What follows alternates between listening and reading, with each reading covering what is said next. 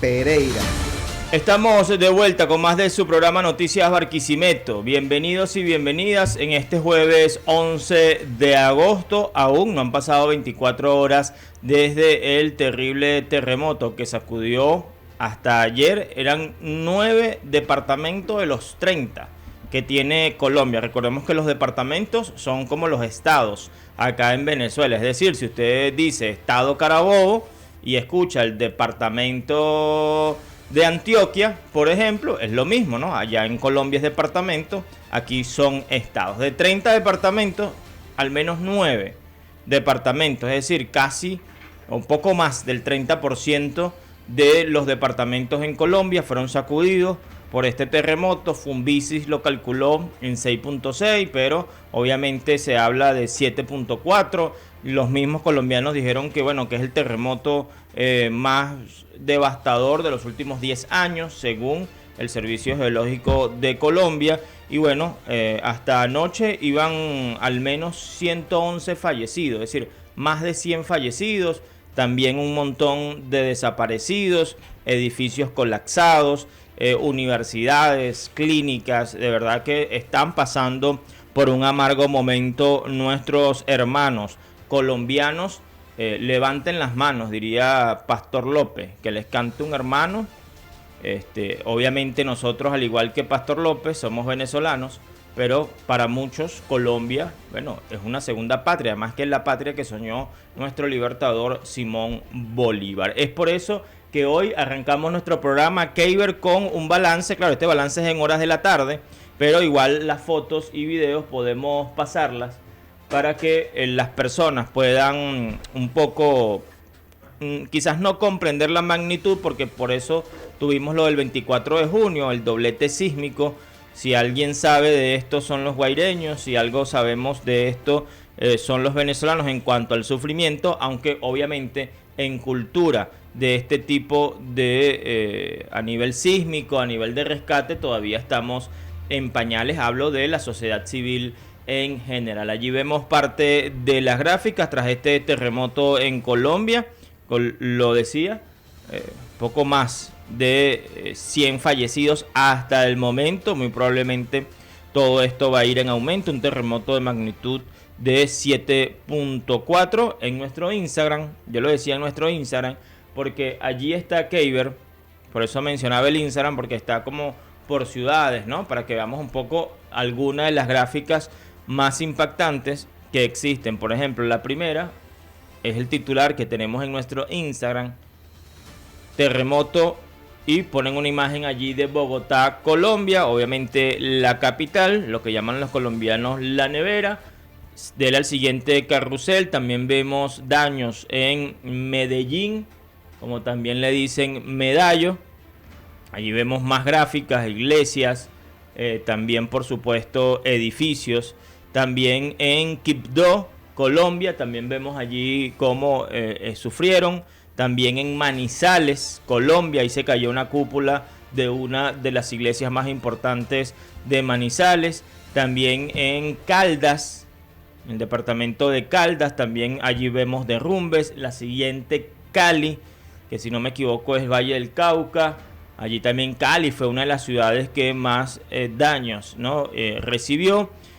También otras fotos de Cali. Pereira, que es una ciudad del eje cafetalero de Colombia, que está en el centro de la República Hermana. Pereira, wow, también vi imágenes. El alcalde estaba llorando, estaba dando declaraciones, el alcalde de Pereira, y no pudo contener el llanto bueno, hasta el momento él contaba 55 personas fallecidas nada más en Pereira, ¿no? Según los reportes del alcalde en ese momento ayer. El departamento de Chocó, allí también, y bueno, ahí también tenemos imágenes de Valle del Cauca. Por supuesto que ustedes pueden encontrar mucha más información detallada en nuestro Instagram y en nuestro periódico digital www.noticiasbarquisimeto.com. Es por eso que hoy decidimos comenzar con el primer invitado en el día de hoy en Noticias Barquisimeto. Él es Ulises García, miembro de la directiva del grupo rescatista SER, que ha tenido obviamente participación en numerosos rescates a nivel desde su fundación, no solamente en Venezuela, sino también en algunas partes del mundo. Bienvenido, Ulises, a esta tu casa Somos Televisión. Ojalá que la invitación hubiese sido en mejores circunstancias, pero bueno, nos llama, nos clama. Cuando el clarín de la patria llama, hasta el llanto de la madre calla. En este caso, estos terremotos que han pasado en Venezuela, que pasó ayer en Colombia, nos invita por supuesto a la reflexión y a la mayor preparación posible en cuanto a la cultura sísmica. Bienvenido, Ulises, a Somos Televisión y a la romántica de Barquisimeto, Somos 93.5 FM. Ok, buenos días. Muchas gracias, licenciado. De verdad que nos honra estar acá en nombre del personal que hace vida en el Grupo Rescate Cero Barquisimeto. Somos una organización civil sin fines de lucro adscrita a FEBESAR, que es la Federación Venezolana de Búsqueda y Rescate. Como tú decías, bueno, es difícil lo que estamos pasando en Venezuela, por eso sabemos lo que están pasando hoy por hoy nuestros hermanos de Colombia. Nosotros tenemos, bueno, venimos del doblete sísmico. Tuvimos personal trabajando tanto en Tucacas como en La Guaira, en Caracas, pero el centro más crítico fue la zona cero de La Guaira. Nosotros estuvimos en Playa Grande. Tuvimos un personal fuimos en 3 avanzadas, conjuntamente con la URI, el 2911 de Lara, y fue un personal también bajo el mando de la Dirección Estatal de Protección Civil, que estuvo también en La Guaira allí trabajando. De verdad fue bien fuerte porque no teníamos los equipos necesarios para trabajar, para poder dar esa primera respuesta inicial en las primeras 24 horas, 48 horas, 72 horas. Requeríamos más equipos. Sin embargo, tenemos un personal altamente calificado, preparado, tenemos muchos años preparándonos, esperando siempre que ocurra algo. Ese algo, bueno, puede ser un sismo, pasó el deslave del 99 en Vargas, las inundaciones de Apure en el 2001, o sea, hemos estado en varios eventos, acá en Venezuela y fuera de Venezuela también. Nosotros ya con por lo menos en mi caso, es mi tercera experiencia a nivel de terremoto. Mi primer terremoto en Venezuela fue en el 97, Cariaco. Sucre, ¿no? Sí, en Sucre. Allí de verdad, digamos que una cosa es lo que nos dice el material bibliográfico, lo que en aquel entonces nosotros nos guiamos por los protocolos de Fumbisis, pues. Pero después de vivir esa experiencia en Cariaco, bueno, algunas normativas, algunos procedimientos cambiaron porque nos percatamos que debíamos mejorar y evolucionar profesionalmente, técnicamente en el proceso. Tuvimos la oportunidad de compartir con Naciones Unidas, fuimos con la UNESCO en el 2010 para Haití en el terremoto. La verdad fue un trabajo muy bonito porque fuimos de labor de ayuda humanitaria y evaluación de las estructuras colapsadas que hubo en el sitio. De verdad es un país que tiene mucha pobreza, muchas de sus edificaciones no son construidas o no fueron construidas por los protocolos sismoresistentes, pues. Y bueno, ahorita esta experiencia que tuvimos en Venezuela con el doblete sísmico, de verdad fue difícil. Sin embargo, bueno, en nuestra organización participamos 47 voluntarios, nos desplegamos en diferentes zonas, tanto en Caracas, La Guaira y Tucacas, para trabajar.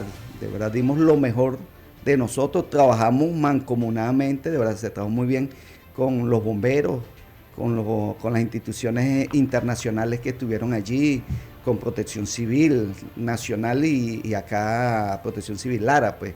De verdad fue un trabajo bien hermoso porque cada uno desde su experiencia aportó para salvar las personas y los animalitos que pudimos rescatar vivos.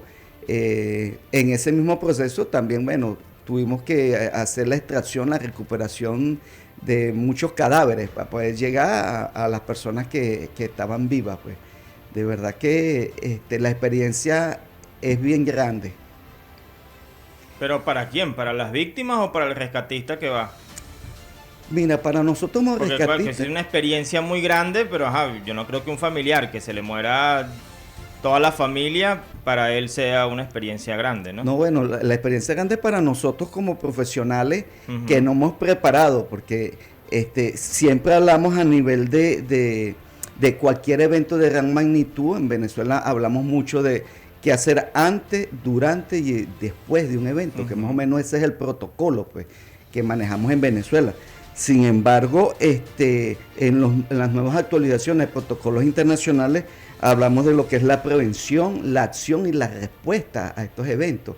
Entonces, nosotros nos preparamos en tiempos de paz, vamos a llamarlo, que no esté pasando nada, nos preparamos, hacemos simulacros, entrenamos a personal organizado que nos piden el apoyo, o que las autoridades, ya sea por medio de Protección Civil o de los bomberos, nos piden el apoyo, y vamos a comunidades, escuelas, liceos, y damos esa experiencia. Entonces, no es lo mismo hacer la práctica en frío que estar en caliente. Por eso es que es una experiencia bien grande, porque para nosotros trabajar en frío es esa preparación emocional, física, mental, de vamos a hacer esto. Pero ya estar en caliente, que uno está viendo todo, las réplicas, estuvimos en sitios que mientras estábamos haciendo un rescate, hubo una réplica, si no está bien apuntalado, igualito, pues la reacción automática de uno es evacuar, pues. Entonces, la responsabilidad de nosotros, por lo menos los que tenemos más experiencia, de llevar un equipo de personas bajo nuestro mando. Por lo menos yo en la parte donde estuve frente al Hotel Mario, en Playa Grande, tenía 16. ¿Dónde estaba la panadería? Exactamente, nosotros estuvimos ahí en la panadería, ahí recuperamos varios cadáveres. Yo tenía 16 personas bajo mi mando, y están un compañero del 2911 de Lara y mi persona bajo la responsabilidad de esas personas, pues, de esos otros compañeros. Y estaba una compañera de nosotros también que estaba desplegada con la Comisión de Protección Civil Lara, y otros voluntarios allí también, que estaban en un edificio cuando hubo una réplica, y es salir rápido y apoyar a todos los demás que estaban allí en el sitio a evacuar, para evitarnos quedar atrapados o que nos pudiese pasar algo.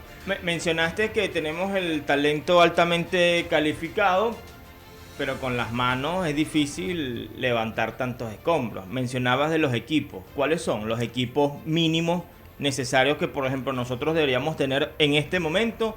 Ni Dios quiere y la Virgen, pasa otra tragedia, dices, no teníamos los equipos necesarios en las primeras 24, 48 horas. ¿De qué equipos estamos hablando? Nosotros como organización voluntaria contamos con equipos de búsqueda y rescate, de cuerda, combate incendios, o sea, pero equipos muy limitados.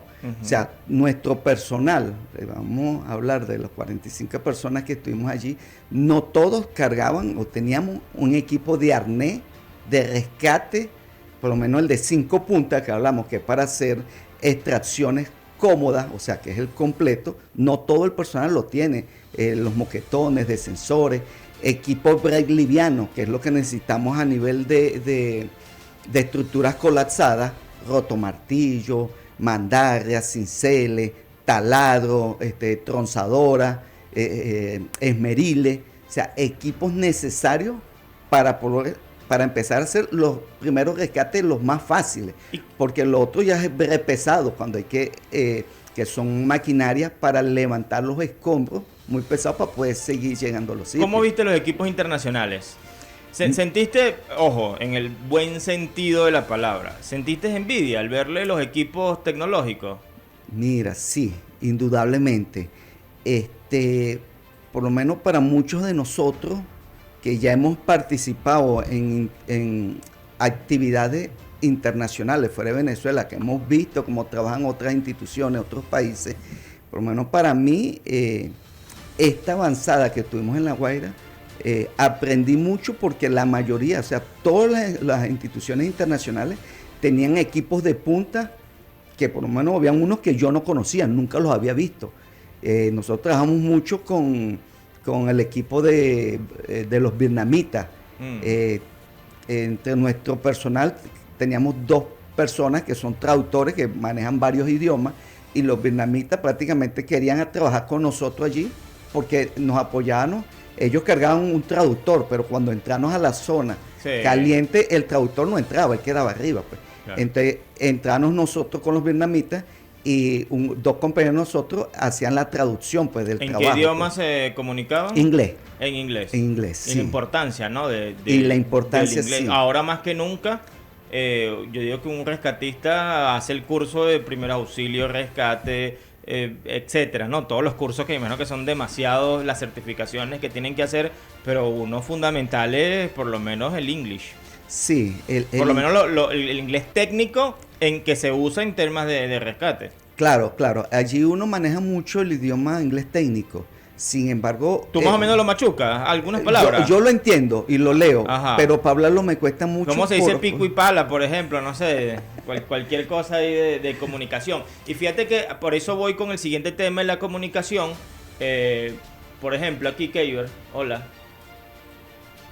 Por ejemplo, el tema de la comunicación es fundamental, la comunicación gestual, ¿no? O corporal que se debe utilizar, porque precisamente son comunicaciones universales, por así decirlo, precisamente porque a veces para que la barrera del idioma no sea un obstáculo. Ayer, por ejemplo, nuestros compañeros de Noticias 058 publicaban uno de los videos que quería pasarlo porque sabía que hoy Ulises García nos iba a acompañar en esta primera tanda.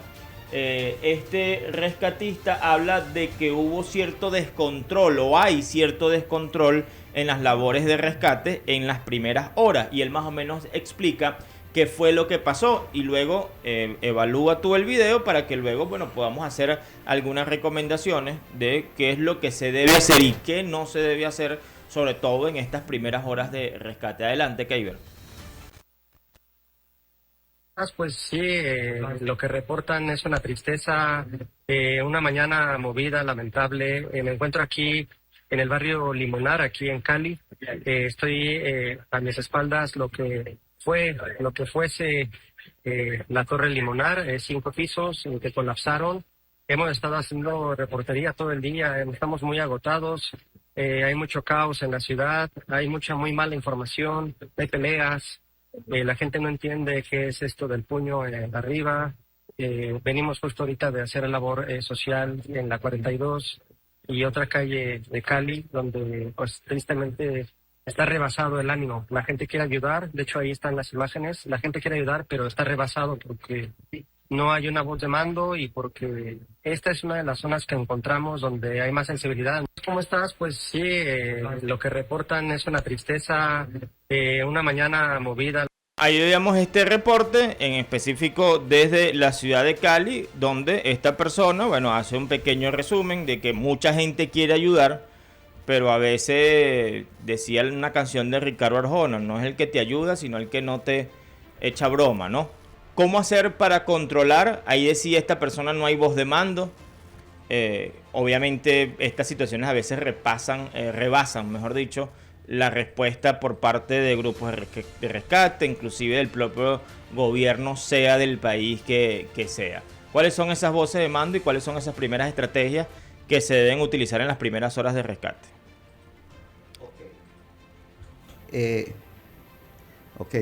Normalmente las señales de mando, ¿verdad? Porque normalmente uno evita el hablar, porque requerimos es escuchar, por si hay algún sobreviviente, alguna seña.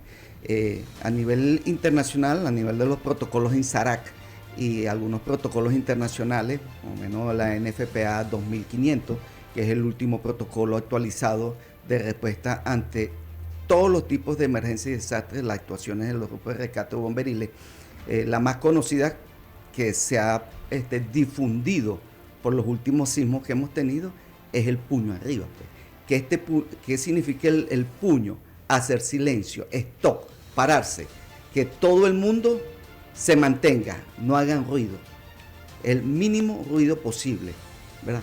¿Por qué? Porque en esos momentos los equipos, el personal especialista con equipos de medición disparan una sonda donde podemos capturar cualquier ruido, tanto de la respiración o un latido cardíaco, ¿verdad? Entonces eso nos puede indicar a nosotros que hay un sobreviviente, ¿verdad? sin saber si que ese sobreviviente puede ser un humano o un animal, ¿verdad? Pendiente con eso. Entonces, ¿qué sucede? Si a los 100 metros, 200 metros a la redonda, donde se está haciendo esa evaluación, alguien golpea con un martillo, se puede confundir con un latido. Nos da un falso positivo. Entonces hay que hacer las mediciones en diferentes sitios. Entonces normalmente hacemos esto. Por lo menos en Vargas, ahorita allá en La Guaira, fue bien complejo porque la mayor cantidad de personas que fueron, habitantes que estaban allí indudablemente afectados, personal que fue a colaborar, incluyendo instituciones públicas o privadas que estaban apoyando, muchas personas desconocían esta señal. Normalmente nosotros hacemos esta señal, hacemos esta que es el puño por protocolo INSARA, y el protocolo también por la NFPA 2500 también es esta otra, que es atención, todo el mundo, para prestar atención a la persona que está haciendo la seña, porque hace la seña, atención, mantenerse, stop, todo el mundo callado, ¿verdad? Entonces, son señas que son protocolos internacionales. ¿Y cuál es la de salir corriendo que va a colapsar esto? Evacuación, correr, avanzar, ya sea así o con los dos dedos. Así parece como una pistola. Avanzar, pues. Normalmente... o sea, esto es... Hay que salir corriendo. Hay que salir, sí, evacuar. Pero salir corriendo en orden, ¿no? Indudablemente, pues. Cuando uno entra a una zona de mucho riesgo, ya siempre todo el personal debidamente calificado y capacitado, ya sabemos cuál es la función de cada quien. Cuando entramos y hay que evacuar, ya al momento de hacer la señal, mantenerse y salir o evacuar, ya automáticamente nadie apunta qué pasó, no, hay que salir. O sea, ya cuando el líder hace la seña salir, todos salimos, pues. Y ya es un protocolo que, por lo menos en este caso, aplicamos la salida para Latinoamérica y el Caribe, o sea, por la derecha. Ok, hay que huir por la derecha. Por la derecha. Eso es que dicen, huyo por la derecha. Sí. Por ejemplo, en labores de esta donde se interrumpe el suministro eléctrico, no hay electricidad, vaya que es más difícil que vean a esta voz de mando o a este líder, ¿no? ¿Cómo hacer cuando en sitios así no hay electricidad, no hay una buena visibilidad? Se hace con la linterna, con la iluminación. Se enciende y se apaga 3 veces. Eso significa, ese es la señal internacional de SOS. Correcto. Que es de ayuda o de emergencia. Ya nosotros al aplicar 3 veces es evacuar automáticamente. Y parece sencillo, ¿no? Pero hay gente que no sabe lo que significa SOS. Sí, fíjate. Yo me acuerdo que aquí una vez, no, ¿qué es eso? Sos Venezuela. Ni que fuéramos argentinos, dijo alguien. No sé si usted se acuerda, Jorge, Pedro. ¿Qué es esto? Sos Venezuela. Tenemos que hablar como los venezolanos. Y era que, bueno, de las cosas, o sea, no todo el mundo, inclusive que ocupan altos cargos, saben lo que significa, por ejemplo, SOS, que es la señal internacional de auxilio. Usted se queda en una playa varado y con unas piedras puede escribir en la orilla de la playa SOS, pasa un avión y ve la palabra SOS, pero aquí hay gente que no sabe, hay gente que cree que sos Venezuela, están hablando como argentinos. No, bueno, y fíjate que SOS, su traducción en español significa salven nuestras almas. Esa es la ayuda internacional. Y en un caso de, vamos a poner, sí, que sería save our souls. Exactamente. En una estructura colapsada, que estemos a oscuras, si la persona no tiene para hacer una señalización visual con una linterna, con el celular, normalmente lo que damos es 3 golpes. Que eso significa SOS también. Sí. Es que, bueno, eso viene del código Morse, que entiendo que es una de las cosas más fáciles de escribir, ¿no? En el código Morse, y por eso se utiliza este SOS. Buen día, Elisaúl. Ah, bueno, sí. Bueno, aquí hay gente. Buenos días, Elisaúl. ¿A qué santo le estarían tocando tambores en Colombia? Lo digo porque mucha gente dijo que era un castigo divino el tema de los terremotos, porque la gente el 24 de junio le estaba tocando. Ahí se le tocan los tambores a quién, a San José, a San Juan. A San Juan, en los tambores de San Juan, entonces la gente no, que es un castigo divino. Entonces por eso la gente ironiza con eso. En lo particular no es el momento de ironizar. Fíjate que también tenemos un video ayer, Keiber, lo tenemos en nuestro Instagram. En Barquisimeto activan protocolos de seguridad, porque ayer el equipo de Noticias Barquisimeto se desplegó por las calles, sobre todo el centro de Barquisimeto. Hubo varios edificios donde fueron evacuados, por así decirlo, muchos de ellos pertenecientes a la administración pública, otros también de empresas privadas. Veamos entonces cómo se activó en algunas instituciones de la administración pública estos protocolos de seguridad, y también le vamos a preguntar a nuestro invitado Ulises García, miembro de la directiva del grupo Rescate Ser, qué hacer si yo vivo en un edificio, si vivo en una casa, etcétera, etcétera. Cuáles son los mejores mecanismos cuando ocurre un terremoto o un temblor. Adelante.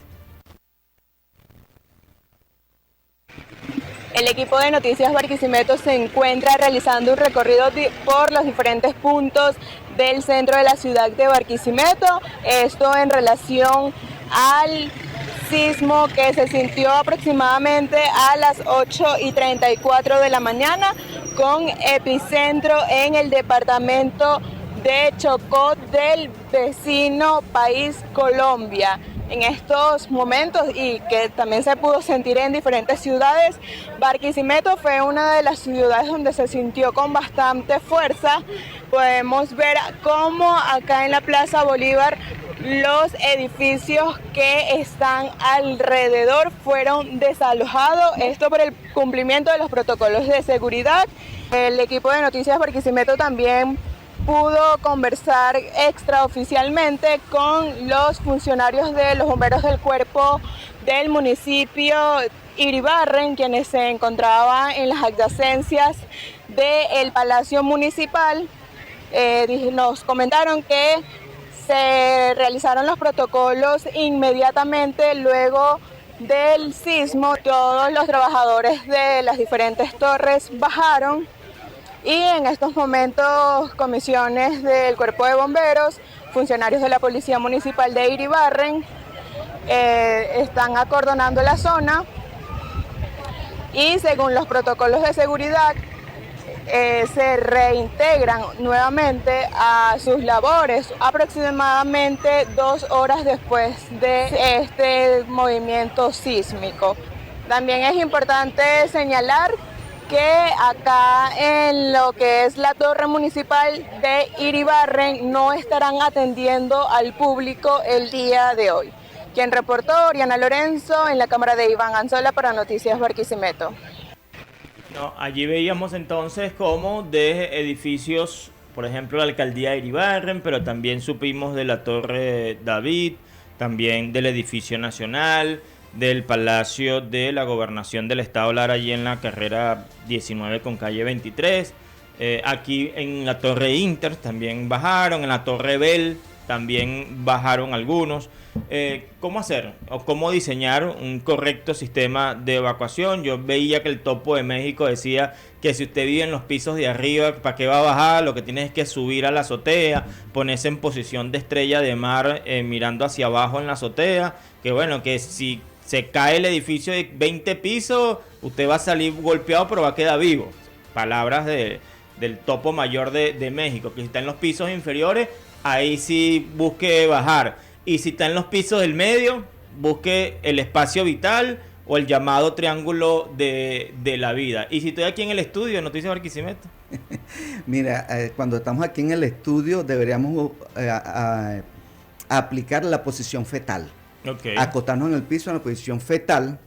Como nacimos. Como nacimos, y tratar de buscar cerca de la pared, de alguna columna, porque allí es donde podemos lograr el triángulo de la vida. Los últimos protocolos internacionales a nivel de lo que es la parte de prevención sísmica establece, siempre nos dicen, no, hay que evacuar, pero sí, ya la experiencia dice que los que están en los últimos pisos deben buscar hacia la platabanda, hacia la azotea, y colocarse en posición de estrella, probablemente boca abajo, con la cara hacia un lado, ¿verdad? No mirando hacia la pared, sino hacia un lado. ¿Por qué? Porque la probabilidad de supervivencia es mayor. Si el edificio colapsa, se cae, normalmente, o que se venga de lado, normalmente hay más posibilidad de sobrevivir. Casualidad de ayer, dígame. No, dígame. Casualidad de ayer, cuando hubo el terremoto en Colombia, automáticamente nosotros tenemos alianza con varias instituciones por estar inscrito también en la Federación Panamericana de Ayuda Humanitaria, Búsqueda y Rescate de este continente, y contactamos a una compañera que de verdad nos ha apoyado mucho, que es la doctora Catherine Anzola. Ella es una representante de Naciones Unidas para el voluntariado en Bogotá, en Colombia. Y bueno, yo la llamé, me dijo que estaba bien, ella vive en un piso 34, y me dijo que bueno, ella buscó hacia la azotea y después hizo el desalojo, pues.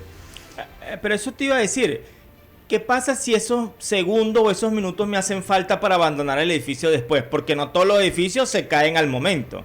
Hay unos que tardan algunos minutos en caerse. Se imagina que yo suba y después, bueno, ya pasó el temblor, bueno, vamos a bajar y me falten esos minutos que yo duré subiendo. Mira, eso ya entra en la probabilidad de ocurrencia de un fenómeno.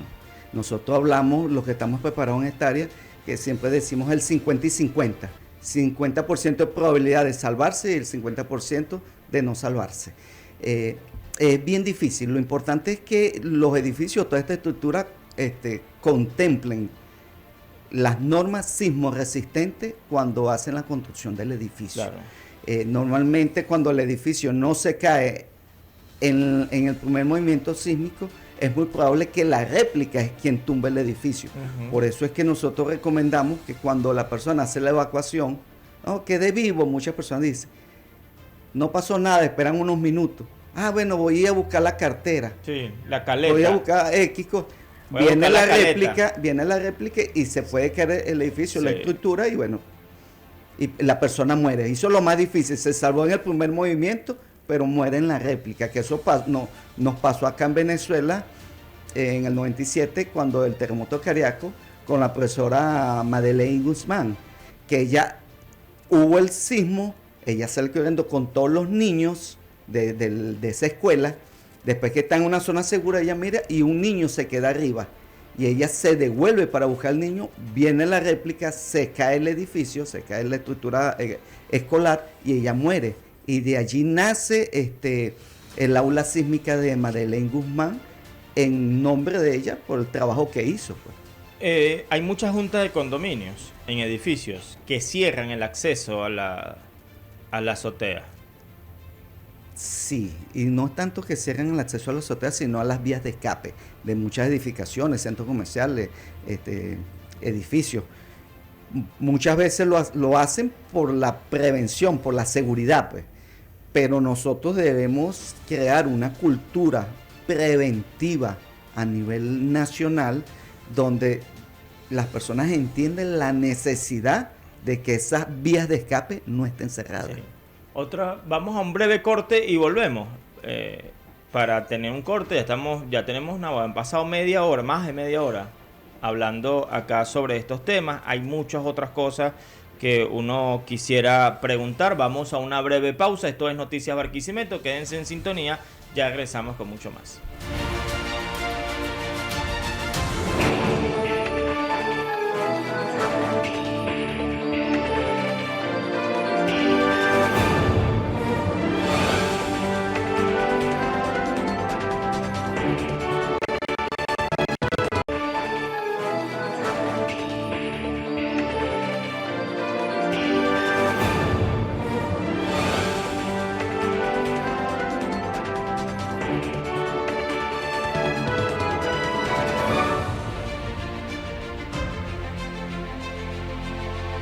Estamos de vuelta en este martes de 11 de agosto del año 2026.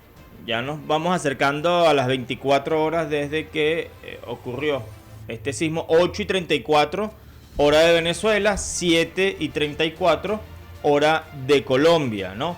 Keiber, allí tienes un enlace a nuestro periódico digital www.noticiasbarquisimeto.com. Te lo envié desde el 0424-529-2888, ¿no? Para que me lo pongas allí en pantalla.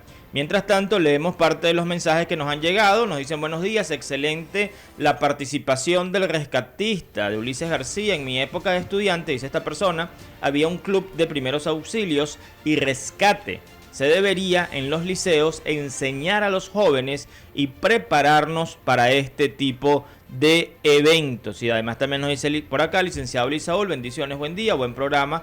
Nos lo escribe Pedro Andrade. Ahorita vamos a seguir hablando con Ulises García, no sin antes, primero quiero leer esta nota que habla de que Venezuela expresa su solidaridad y ofrece ayuda humanitaria tras el terremoto en Colombia. Ante el devastador terremoto de magnitud 7.4 registrado en Colombia, el gobierno de la República Bolivariana de Venezuela expresa su firme apoyo y fraternidad con la nación vecina. El gobierno de la República Bolivariana de Venezuela, bueno, allí habla, ahí está un comunicado donde precisamente menciona que el gobierno venezolano, a través de los mecanismos de cooperación bilateral y de los organismos de protección civil, pone a disposición del gobierno colombiano el envío de grupo de rescatistas y de ayuda humanitaria necesaria dentro del marco del respeto pleno a su soberanía y autodeterminación. También expresa condolencia, una nota a nuestro compañero Edwin Evia para Noticias Barquisimeto. Sin embargo, tengo entendido que hay muchos venezolanos que ya se fueron para Colombia para ayudar. ¿Se fueron de manera voluntaria o son enviados por parte del gobierno venezolano? Bueno, hasta donde tengo conocimiento, la Fuerza de Tarea Libertador Simón Bolívar, que es la que normalmente se despliega para este tipo de labores, no ha salido. No, de verdad, no tengo conocimiento que oficialmente Protección Civil o los bomberos hayan enviado personal para allá. Hasta el momento, de verdad, desconozco. Lo que sí sé es que hay personas voluntarias que se fueron por su cuenta a trabajar allá. En el caso de nosotros tenemos una extensión por medio de la Fundación SARE Colombia en Bogotá, y 3 de nuestros miembros que son venezolanos y hacen vida en Colombia, ayer mismo salieron para Pereira a prestar apoyo como asesores expertos en el área internacional de evaluación de daños, ya que ellos trabajan directamente con Protección Civil Bogotá y con la evaluación de daños EDAN Latinoamérica, que está en Colombia como tal. Sí. Yo estuve en Pereira hace como 3 años y vi que un edificio en el Parque de Bolívar, que allá le dicen Parque de Bolívar, aquí es lo que nosotros conocemos como una Plaza Bolívar, muy bonita, grande, ¿no? El Parque de Bolívar de allá, que está en pleno centro de Pereira. Y yo me alojé en un hotel que estaba como a cuadra y media, ¿no? Y el torneo de ajedrez, que era un Panamericano Sub-20, yo era el árbitro principal, también quedaba a menos de una cuadra de ese Parque de Bolívar. Y ahí se cayeron por lo menos 2 estructuras. Estaba viendo allí en la ciudad de Pereira, ¿no? Un tema que sin duda alguna Cali, pero también Medellín, Valle del Cauca, el Chocó, donde fue precisamente el epicentro, ¿no? Nosotros vimos afectados Tucacas, un edificio en Maracay, obviamente Caracas, Miranda y La Guaira, pero es que aquí fue en toda Colombia. Es increíble la magnitud, ¿no? O la extensión y los daños. Y mucho se mencionaba, no, que es que en Venezuela los edificios están mal hechos, que es irresponsabilidad de no sé quién, y empiezan las personas, bueno, a buscar cualquier cantidad de culpables. Mucha gente decía, sí, debe ser que allá en Colombia también hay edificios de la Gran Misión Vivienda Venezuela, ¿no? No es el momento, siempre lo he dicho, de buscar culpables, buscar responsables. La fuerza de la madre naturaleza es algo totalmente impresionante. Y de unos terremotos, bueno, no se escapa, bueno, se escaparán estructuras de última generación.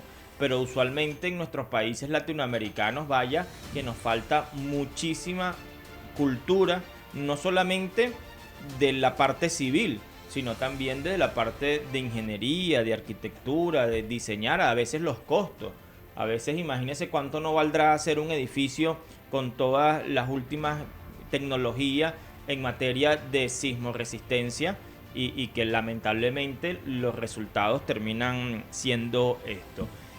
Ya para dejar algunas recomendaciones finales, algunas recomendaciones generales, ¿cuál va a ser también el tema del grupo rescatista SER? ¿Algún mensaje que quieran enviar a la población? Ya su labor en La Guaira terminó, aquí en Lara también, ¿qué otras zonas en los últimos tiempos ustedes puedan ver que obviamente necesitan ayuda? Porque no solamente es terremotos, ¿no?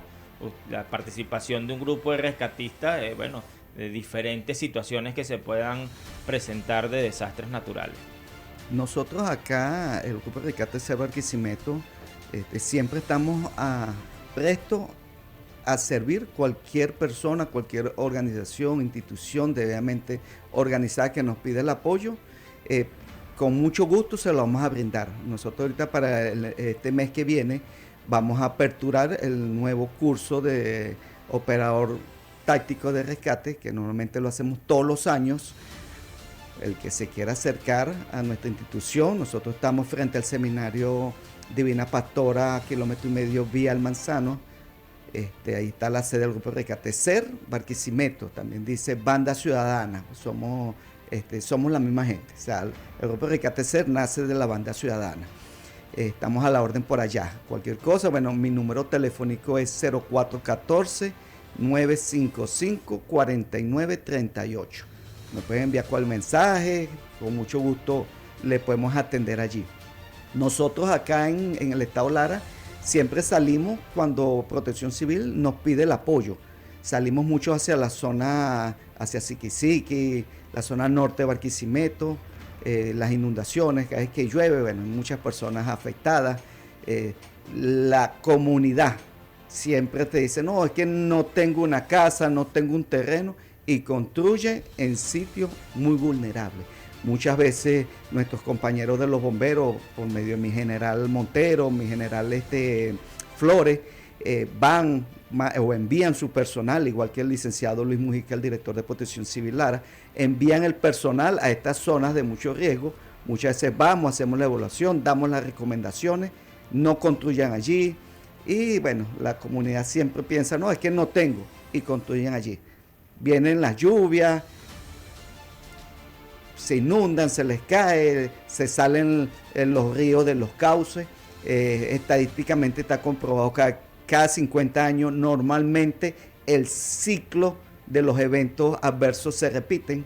Si nosotros vemos cuando se cae el puente Macuto, cuando el deslave del 99 en Vargas, si hacemos historia, buscamos 48 años antes, pasó lo mismo. Si vemos este último sismo que hubo en La Guaira, bueno, verifiquen cuál fue el anterior a este. Pues. Entonces, muchas veces te dicen, no, que estamos, el ejemplo que usted colocó allí, que en Colombia había un evento religioso y hubo el terremoto. No. Científicamente el cordón o el cinturón de fuego está muy activo. Pues. Y si ustedes buscan los sismos que han habido, todos son del cinturón de fuego, el que ocurrió ahorita aquí en La Guaira, el que en Colombia, todo está relacionado. ¿Por qué? Porque la tierra está compuesta por, vamos a poner varias rocas pues, unidas. Y esas rocas están haciendo tensión. Cuando entre ellas se mueve un poquito, que hay la liberación de gases, ¿verdad? Allí es cuando hay un pequeño temblor. Acá en Lara todos los días tiembla. Cuando sentimos un temblor de 3, 4 grados, tembló. Para nosotros es mejor, cada vez que tiembla es mejor. ¿Por qué? Porque hay esa liberación de las capas tectónicas. O sea, la tierra se está ajustando. Mientras se está ajustando es mejor. Usted sabe que es delicado cuando hay esta tensión y no tiembla. Porque cuando puede venir el sismo, normalmente es un sismo de gran magnitud. Las capas se están moviendo en todo el continente, en todo el territorio global, pues, y por eso está pasando estos fenómenos. Ahora, ¿qué debemos hacer nosotros? ¿Cuál es nuestra recomendación? Debemos prepararnos. Presten la atención a las autoridades, a los grupos organizados, cuando nosotros hacemos recomendaciones. El video que usted colocó ahorita allí, donde hacen un desalojo de la alcaldía, gobernación, el edificio nacional. muchos funcionarios y personas que están en estas instituciones, en estos edificios públicos privados, no le prestan atención.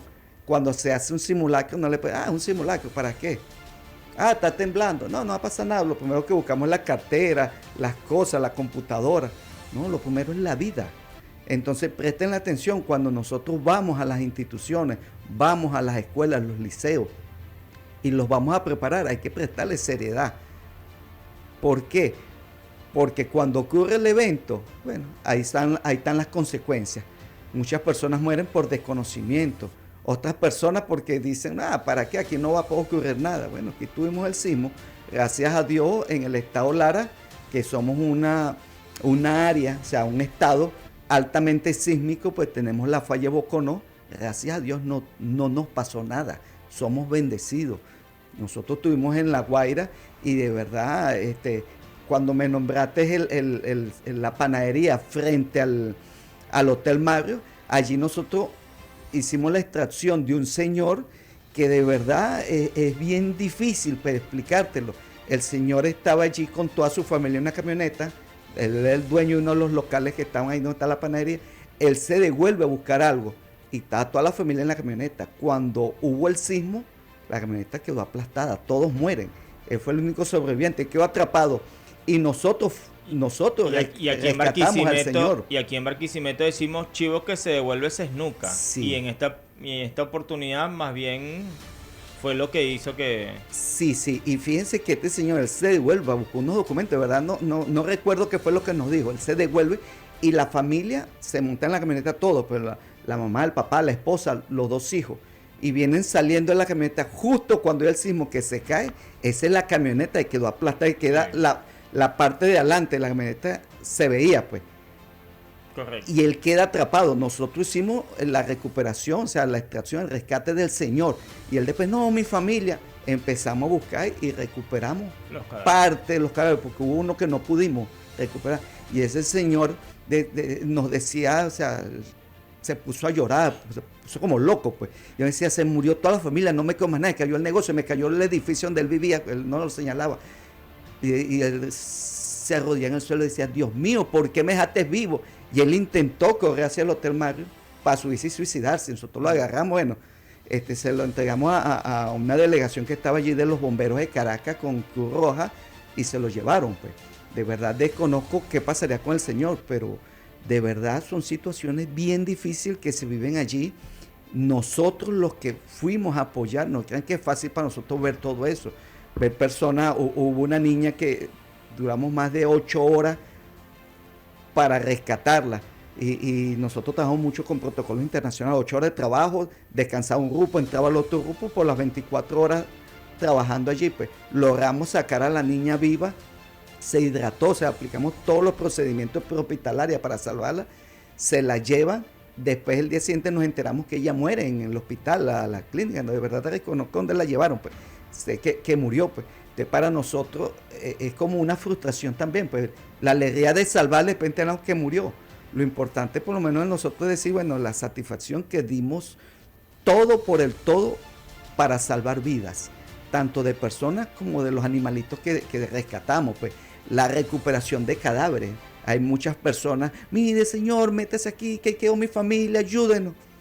Entonces, por lo menos en el caso de nosotros los voluntarios, en las primeras 24, 72 horas la misión es rescatar personas vivas o animales vivos. Pues. Ya la recuperación de cadáveres, por lo menos en el caso de nosotros, es lo último que hacemos. ¿Por qué? Porque la misión es salvar vidas. Evitar arriesgarnos con los pocos equipos, lo poco que tenemos, entrar para recuperar un cadáver y que hay una réplica y quedemos allí muertos, es ilógico. Porque el protocolo internacional te establece que por cada personal preparado en el área de rescate o prehospitalaria de este mundo, nosotros podemos salvar 1000 vidas diarias, directo o indirectamente, ¿verdad? Porque nada más el hacer la evacuación, hacer a la persona la seña, venga por acá y evacúe por este lado, ya eso es salvar o colocar parte de una población que está en una zona de mucho riesgo, tratar de colocarla en una zona más segura, pues. Ahora, ¿qué vimos mucho en este doblete sísmico? La gran cantidad de voluntarios, personas que con poco conocimiento o con cero conocimiento en el área de rescate en estructuras colapsadas, hacer ese trabajo, meterse de lleno, o sea, de repente sin entender qué tan riesgoso está colocando su vida para entrar a esa zona, ¿verdad? De verdad es admirable muchas de las personas, por lo menos los videos que vi, personas que se metieron en ciertos sitios. Nosotros, muchas personas, señora, ayúdenos acá, nosotros hacíamos la evaluación, pero si era un edificio de demasiado riesgo, que la probabilidad era muy grande de quedar adentro, nosotros no lo hacíamos, claro. De verdad que no. Primero la seguridad, para que el rescatista pueda salvar vida, primero tiene que poner que no tenga riesgo la propia vida, sí. Su propia integridad. ¿Qué tan cerca estuviste del Chipis Beach, del Hotel Chipis, que también estaba ahí en Playa Grande? En ese edificio, la comisión con los que nosotros estábamos trabajando no estuvimos allí, porque nosotros, por lo menos la comisión de rescate, los 3 grupos que nosotros teníamos armados, hicimos trabajo de búsqueda de rescate, pero a la vez de evaluación de daño.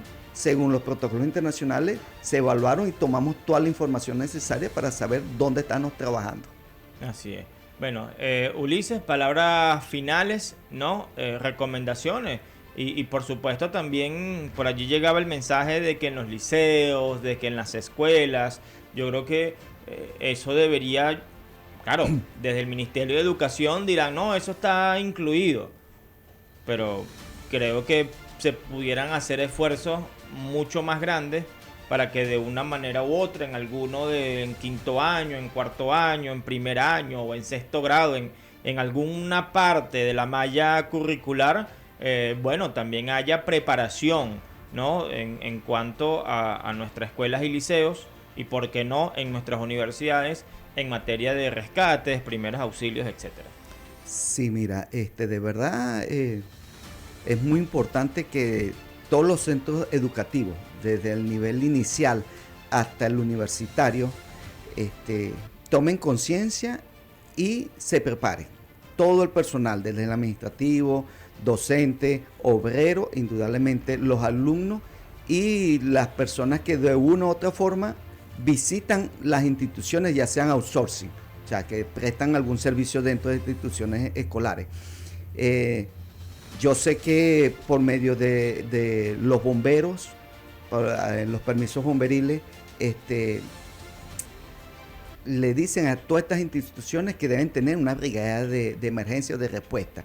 Igual Protección Civil, sé que también ellos hacen un buen trabajo hacia las escuelas, a todos estos centros educativos para capacitarlos. Ahora, la cantidad de funcionarios que podamos tener en Venezuela en concordancia con las academias educativas y el personal, o sea, de los habitantes de Venezuela, estoy muy seguro que faltarían muchos funcionarios. Allí es donde nosotros los voluntarios, de verdad, siempre estamos prestos y podemos hacer un papel bien importante para apoyar. Yo voy a hablar una pequeña anécdota que tuve hace unos años atrás, después del deslave Vargas, unos muchachitos, unos jóvenes que pertenecían a la brigada juvenil del grupo de rescate SER. Ellos quisieron, cuando iban a terminar su 5º año, hacer el trabajo social en el liceo, quisieron hacer un plan de evacuación en el liceo. Eso era muy novedoso porque casi eso no se manejaba mucho. Ellos lo hicieron, nosotros fuimos asesores de ellos, yo fui su tutor en aquel entonces en el liceo. Ese fue un proyecto que fue tan innovador que en el estado Lara quedó como primer lugar, pues, entre todos los colegios a nivel de la SOVAC. Ellos van a Caracas a competir con ese proyecto porque yo fui con ellos y quedamos también en primer lugar y nos dieron un reconocimiento como proyecto innovador. Y por cuestión fortuita la UNESCO los van a Cuba a nivel de Centroamérica y Sudamérica, van a competir y el proyecto nosotros quedó 3er lugar, pues. Entonces, de allí, de ese proyecto, nace la Fundación CIARE, porque ese proyecto se llamó CIARE, que era un plan de desalojo del Liceo Rafael Monasterio. Y fíjense ¿Eso fue en qué año? Eso fue en el año 2001, imagínense. Entonces, hoy por hoy ya eso hemos avanzado mucho.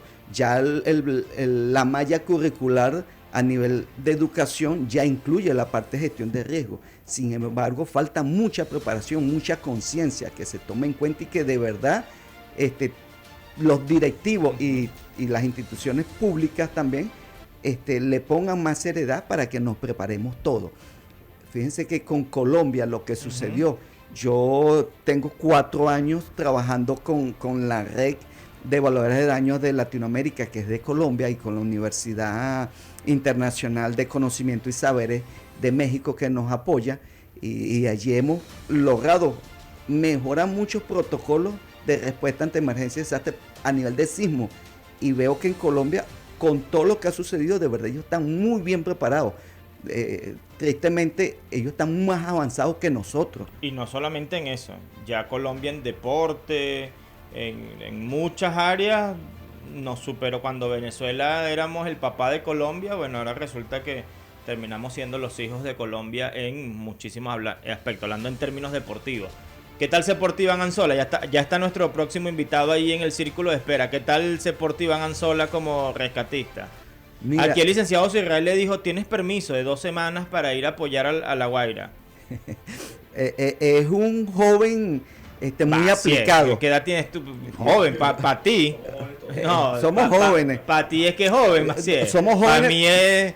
Nuestro espíritu, todavía mi espíritu es de 15 años. Somos jóvenes. Está bien. Es una persona que es muy aplicada, probablemente mi alumno en el mundo del rescate, hace caso, aprende y multiplica el conocimiento que le impartimos. Ya lo hemos visto trabajar, lo vi hace unos años atrás, lo vi por ahí una foto, unos videos de unas personas, llovió mucho, y como aquí el venezolano le gusta inventar, los niños se tiraron al cauce de la quebrada de la Ruesga a nadar, se los llevó la creciente y hubo 3 desapariciones en esa oportunidad, de los cuales se pudo recuperar 2 cadáveres y un tercero, bueno, no sé, algún día se recuperará ese cadáver.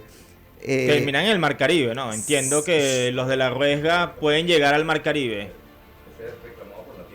Reclamado por la tierra. Pero sí es verdad, pues fíjate que cuando el deslave del 99, el terror del llano, su cadáver apareció en las costas de Falcón. Jorge Tuero. Ese mismo, él apareció en las costas de Falcón. Correcto. Entonces todo es probable, pues. Ahora, entonces Iván hace caso. Sí, hace caso, y ya lo he visto trabajar en operaciones reales. Lo he visto trabajar en operaciones reales, que es lo más importante. Porque tenemos acá muchas veces que la persona dice, no, yo tengo 20 años en tal institución, yo sé más que tú. ¿No? Bueno, yo siempre he dicho, soy voluntario. Yo siempre he dicho que la experiencia en caliente es un valor agregado. No es lo mismo lo que vemos en el libro, en el salón, que lo que vemos en el sitio que ocurre el evento. Bueno, así como cuando viene alguien de una funeraria, que le digo, bueno, ojalá nunca vaya a requerir porque todos estamos a la orden. Así. No, ojalá nunca requiera los servicios de un presidente de funeraria, así le digo a usted. Ojalá usted no tenga que participar en más ninguna situación de rescate, porque ojalá que no haya más desastres naturales, ni eventos sísmicos, ni muchachos que se lancen a una quebrada a bañarse, ojalá no haya más incendios, ojalá no haya más terremotos, pero como sabemos que lamentablemente la vida no funciona así, le deseamos el mejor de los éxitos en las próximas labores de rescate. Eso sí, obviamente ojalá tengamos no solamente los grupos de rescatistas, de voluntarios, sino también los funcionarios de protección civil, los funcionarios de bomberos tengan los equipos y los implementos necesarios, porque con las manos se pueden hacer muchas cosas, pero no se puede hacer todo. Muchísimas gracias, Ulises García, miembro de la directiva del Grupo Rescatista SER, por acompañarnos bien temprano hoy en Noticias Barquisimeto. Quédense en sintonía. Al regreso tenemos al ingeniero Julio Gutiérrez, presidente del Colegio de Ingenieros y Arquitectos del Estado Lara. Vamos a seguir hablando sobre esta materia sísmica y sobre todo a nivel de infraestructura, lo que pasó, obviamente vamos a tocar lo que pasó en La Guaira, pero también lo que tenemos reciente en la hermana República de Colombia. Muchísimas gracias, quédense en sintonía, ya regresamos con mucho más.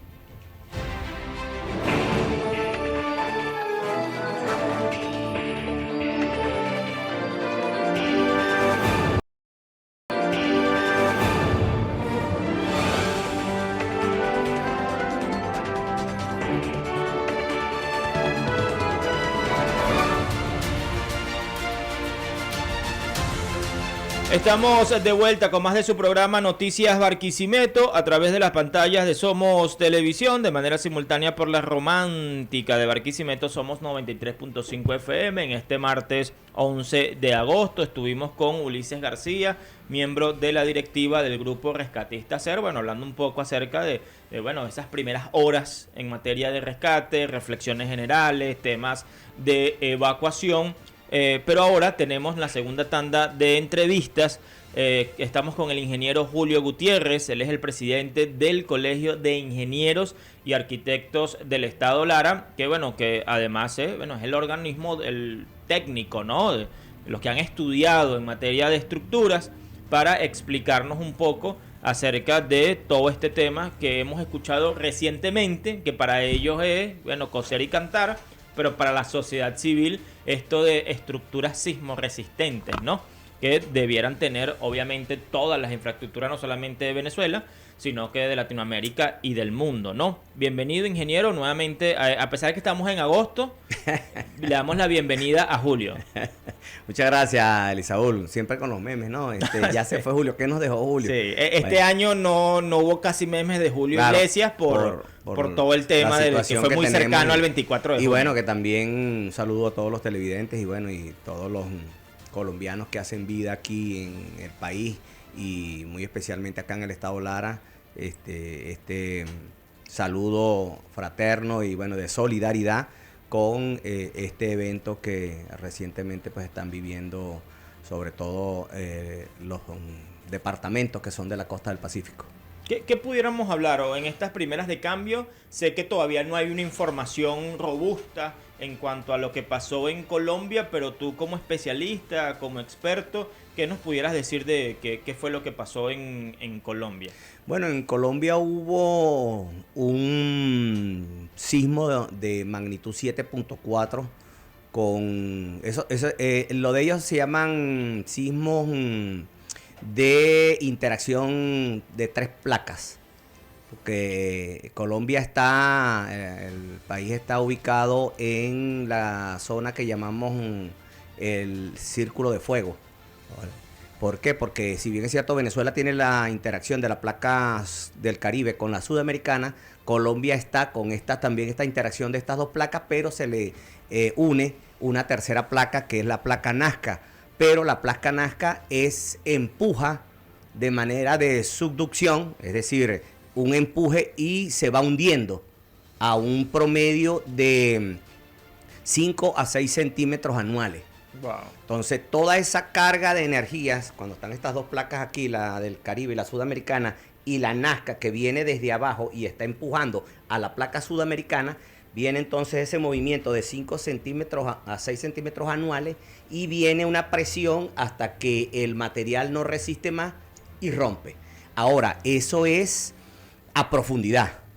Fíjate que ahí decía el epicentro, porque aquí se manejan también 2 cuestiones. El epicentro es la ubicación geográfica. Okay. Y Colombia tiene el Servicio Geológico Colombiano, que es un equivalente a Funvisi nuestro acá, tiene aproximadamente entre 220 y 225 sismógrafos en todo el país, y ellos tienen esa capacidad de que ocurre un sismo, a los 3 minutos ya está llevando el reporte del sistema, y a los 7 minutos, es decir, 4 minutos después, ya está saliendo el reporte debidamente certificado por los especialistas que trabajan allí. Yo no sé si sea mejor que Funvisi, pero más rápido sí es, porque es lo que hemos visto cuando pasan terremotos o temblores o movimientos telúricos o sismos, como usted lo quiera llamar.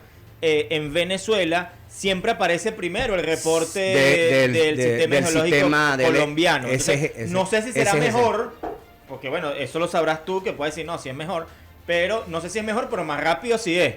Sí, porque sale primero el de Colombia y después el que sale en Funvisi en terremotos ocurridos aquí en el territorio venezolano. Aunque fue creado después de Funvisi, sí trabaja mejor porque tiene más de 200, como te dije, más de 220 sismógrafos. Aquí se robaron uno por una finca, por aquí salió, creo que aquí habían 35 de una finca de un pelotero.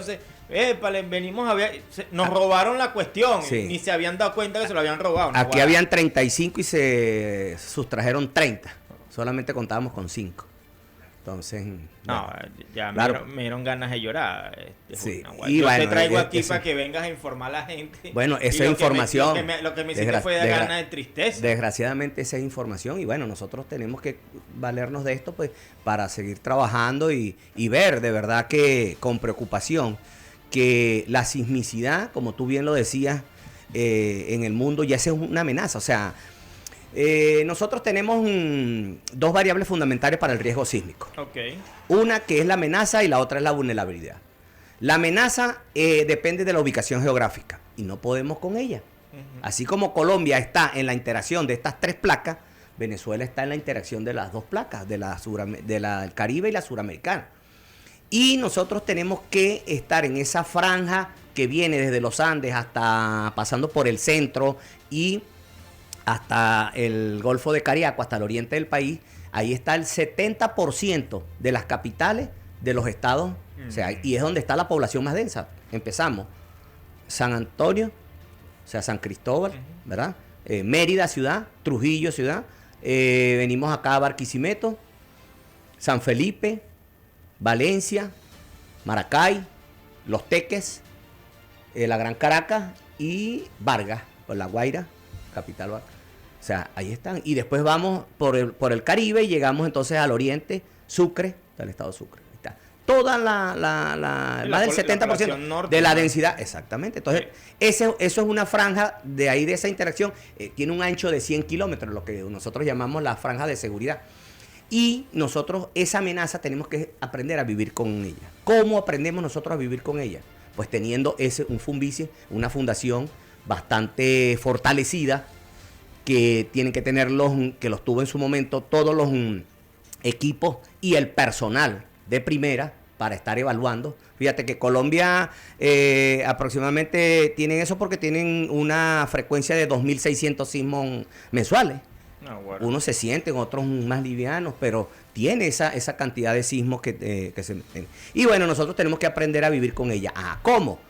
Entonces vamos a la otra variable, que es la variable vulnerabilidad. ¿Y qué es la variable vulnerabilidad? Pues la construcción y bajo norma de edificaciones sismo resistentes que no colapsen, y menos las edificaciones esenciales, cosa que sí me preocupa a mí de los hermanos colombianos, que fueron más de 19 hospitales. Sí, vale, Sí, 19 hospitales. Eso es lo que más que habría que cuidar. Esos son los que nunca deben colapsar. Claro. Las edificaciones esenciales. ¿Cuáles son las edificaciones esenciales? Que nuestra norma Covenin 1756-1 2019, que debe ser ahorita, visto este evento, este doblete sísmico, y con unas características muy particulares que más adelante las vamos a explicar, debe revisarse la norma y actualizarse. Entonces, ¿y eso qué es lo que permite?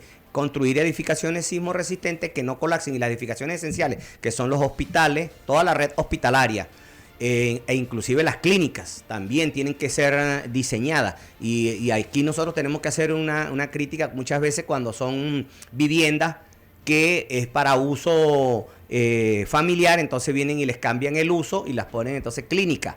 Eso hay que hacerle un reforzamiento estructural, porque ahí aumenta la carga muerta, que es la que va a mantener todo el tiempo allí. Y bueno, toda esa bajo la norma, y lo más importante, los estudios de suelo. Uno debe interactuar con el suelo le habla a uno, le habla a través de los ensayos. El suelo dice, mira, vale, yo tengo esta capacidad soporte, no me pongas a una edificación de X cantidad de pisos, o si la vas a colocar, tienes que fundarte mucho, más de 50, 60 metros a través de pilotes, y debes construirlas, fundarte, y debes hacer las fundaciones allí. O sea, eso es importantísimo. ¿Hay laboratorios en Lara? Sí, empezando por la UCLA, que es el privado. Teníamos los laboratorios privados que también hacen vida acá, pero por lo menos está el de la universidad, del decanato donde me formé, el decanato donde nos formamos todos los ingenieros civiles acá, el decanato de ingeniería civil de la UCLA. Ok. Por acá nos dicen, Elisaúl, por favor, preguntarle al ingeniero, ¿ya revisaron el hospital central? que estás hablando de estructuras fundamentales, el Hospital Central Antonio María Pineda. Sí, de las edificaciones, no, por parte nuestra no. Yo creo que hubo una comisión de la gobernación que sí la revisó, de ingenieros de la gobernación que la revisó, creo. ¿Y cuáles fueron los resultados? No sabemos. Pasó por lo menos que no digan con exactitud, sí, pero sí, listo, sí, excelente el Hospital Central. Hay gente que se pregunta mucho, ¿no? Tú sabes cómo es este programa y cómo es nuestra audiencia, ¿no? Inteligente. Las torres del Sisal nunca se habitaron porque supuestamente estaban en un terreno, que el suelo, que la cuestión, y resulta que cuántos terremotos han pasado y ahí están las torres del Sisal de pie. ¿Cuál es la explicación que podemos dar sobre las torres del Sisal? Bueno, la explicación más lógica actual es que como no fueron culminadas, no tiene todo su peso muerto, no tiene toda la carga viva, que es quienes estaban ahí, que es donde está el problema, y bueno, por eso es que a lo mejor no sucedió con este evento sísmico que tuvimos acá, que lo que fue un coletazo del doblete sísmico, porque nuestra falla, que es la de Boconó, no se activó. Buen día en Venezuela. Te hago esta pregunta porque es lo que opina la gente. No quiere decir que sea mi opinión, pero a la gente hay que aclararla. No dice, buen día en Venezuela y en específico Barquisimeto. La gente no tiene conciencia sísmica a la hora de construir. Se deben preparar mejor a los profesionales de la construcción. ¿Crees que es la razón, mejor preparación de los profesionales de construcción? Yo le voy a agregar, o es un tema de presupuesto, es un tema de costo, es un tema de la situación económica propia del país, o es como lo dice esta persona, que es que porque se tiene que preparar mejor a los profesionales de la construcción. Bueno, fíjate, de que nos tenemos que preparar todos, porque profesionales de la construcción vamos desde abajo, desde inclusive el obrero, el ayudante, el maestro de obra. El INSE certificaba a los maestros de obra. Ahorita cualquier persona dice, no, yo soy maestro de obra. Uno tiene que pedirle el certificado. No solamente maestro de obra que coordina, que pega bloques, que hace algún alineamiento o que hace lee plano, no. O sea, es una cuestión ya más técnica, directa, porque el maestro de obra es el que está justo con el técnico en construcción, y que el técnico de construcción es el asistente directo del ingeniero. O sea, si nos vamos por escala, ¿ves? Entonces ahí todos, porque me incluyo también, nosotros los ingenieros tenemos que irnos formando más en este tipo de actividades, pero también, ¿qué es lo que debemos hacer? Es cumplir con la normativa. Pues son muchas cosas. Tú puedes cumplir con la normativa, el arquitecto diseñando el suelo donde va a estar esa estructura, y con el ingeniero entonces haciendo el estudio de suelo para los cálculos estructurales, porque los arquitectos diseñan, nosotros los civiles calculamos.